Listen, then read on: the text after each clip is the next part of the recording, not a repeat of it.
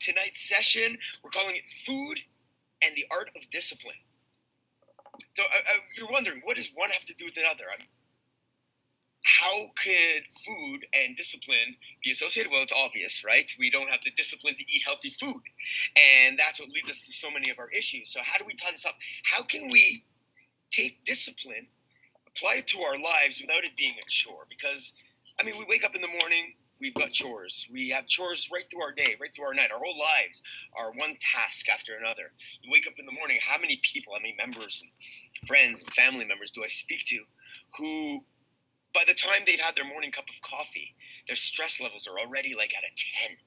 They're just like overwhelmed by what's coming up for the day. They don't know what to do first, and until they organize a list of what to do, or tasks, or their CRM opens up, or their calendar starts to send them notifications, they're flustered. So there's ways that we can manage our lives that are tiny little changes that will actually have magnificent effect on our lives.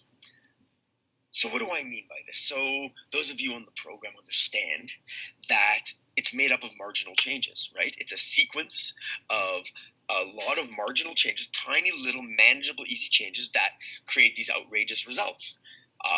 1 or 2 weeks in, you understand that, you're feeling better. You can't put your finger on it. You can't really quite nail it. You just kind of feel better. You're sleeping maybe a little bit better, or headaches maybe have disappeared. Back pain is subsiding. Maybe the arthritis feels better. These little changes start to have a huge effect. Anybody who thinks something small can't have a huge effect on your life has never slept in a tent with a mosquito. Something so small can have such a huge impact on your life. Well, the same goes with marginal changes. Sometimes the smaller the change, the larger the effect. So what do I mean by that? Let's go through it. Once you get into the second round of optimization points, or is it the third round, there's one that is talking about flossing your teeth. So flossing your teeth, of course, it's good for your heart, it's good for your teeth, and gingivitis, and it gets rid of all your bad breath, all that stuff.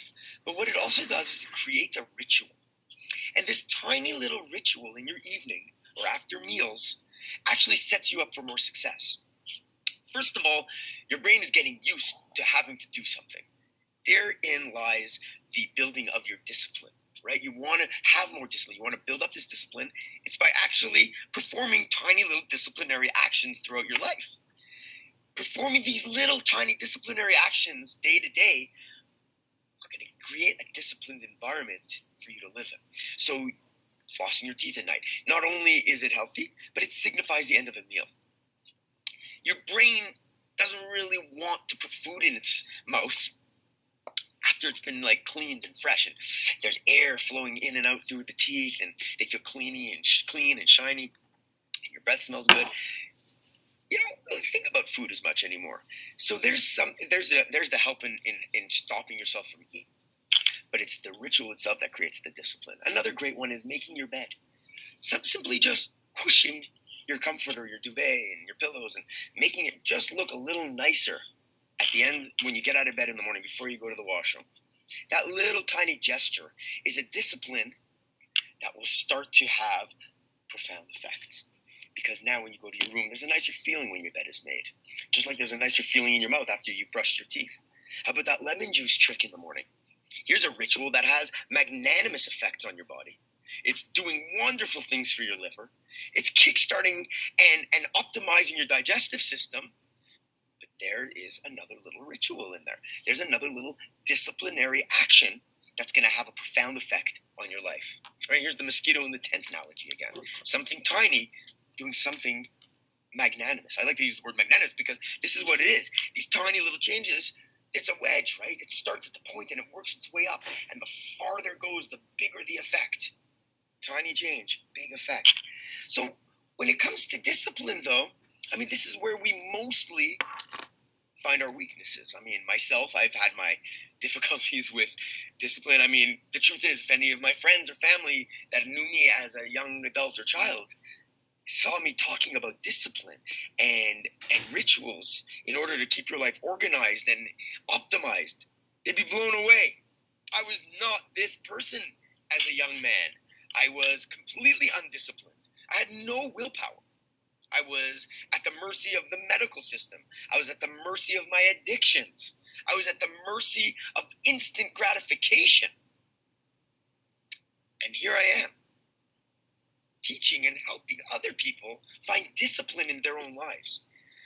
It all started with a tiny little change. When I first went back to the gym, so those of you who may or may not know this story, it was told to me by my orthopedic surgeon 9 years ago that I'd be in a wheelchair by the time I hit 40. 46, by the way, and 47 in a couple of weeks, and there's no sign of a wheelchair anywhere. And it all started with tiny little changes. So once I was able to get myself out of bed, what I did was make my way to a gym. And I met a trainer who saw me walking with a weird gait. He said, "Jay, do me a favor, let me see you walk." And he made me take off my shoes. And obviously he was doing a sales pitch, because it takes a salesman to know one. But he happened to know what he was talking about. So he spotted something, that my hip was a little bit off. So he had me standing on a stool with one foot and just looking at my foot and watching it rock back and forth like this. And he was not really sure what he was checking out. But what he did do is he connected something to me. So I was having all these issues on the right side of my disc and of my shoulder. So we started to focus on the shoulder first. And he had me wear these darker sunglasses. And he was testing my balance based on where my eyes were positioned. So as it turned out, my balance was significantly stronger when my eyes were looking at the weak spot on my shoulder. My balance was stronger when my eyes were cognizant of the weak spot. So what did that mean?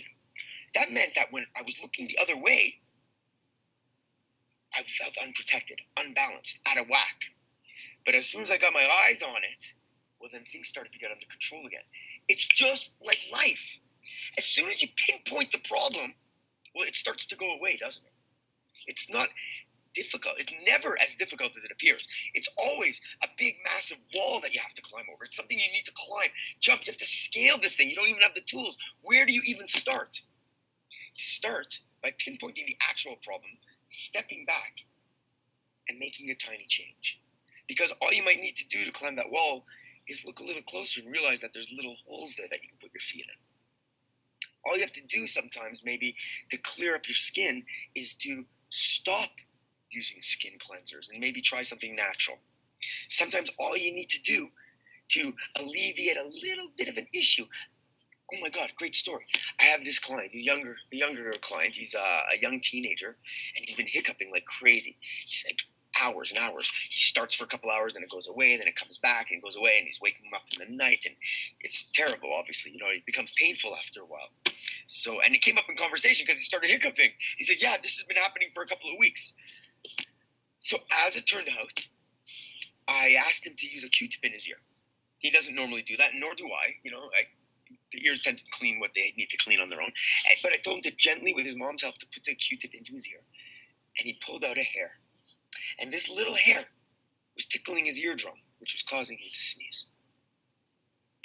Simple, tiny little things that can make a huge impact on our lives. So when it comes to discipline, what you want to start thinking about are the little things, the little disciplines in life that will lead you to a better place. Putting the spoons and forks away just a little neater in the drawer next time. Simple.